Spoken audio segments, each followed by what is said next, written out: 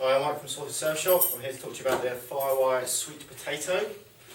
This board is basically a epoxy surfboard. You can see here it's got a balsa wood rail which runs around the outside of the board. It's called a parabolic surfboard. Made out of FST materials from Firewire. So you've got a high density EPS foam inside, finished in a fiberglass epoxy resin on the outside. The advantage with having the balsa wood rail going around the outside of the surfboard is that the board makes it a little bit more lively.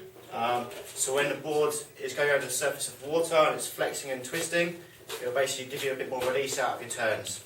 Okay, and it holds its memory so it won't sort of go stiff. This board I'm showing you here is the 5/8 model. It's 22 inches wide by 2 5/8. So if I talk to you a little bit about the board, you've got a high volume, basically all underneath your chest, all running all the way through the board.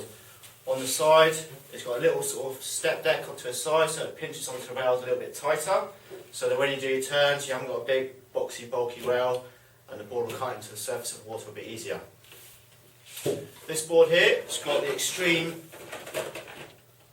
wide tail to it, okay, which will basically give you a bit of lift on the wave, okay, get you into the waves a lot easier than a standard shortboard would. If you have a look at the underside of the board, this board comes as a standard quad setup, your 4-fin setup. Okay. On the underside of the board, you've got a deep double concave running through the fins here, with a spine that runs down the middle there.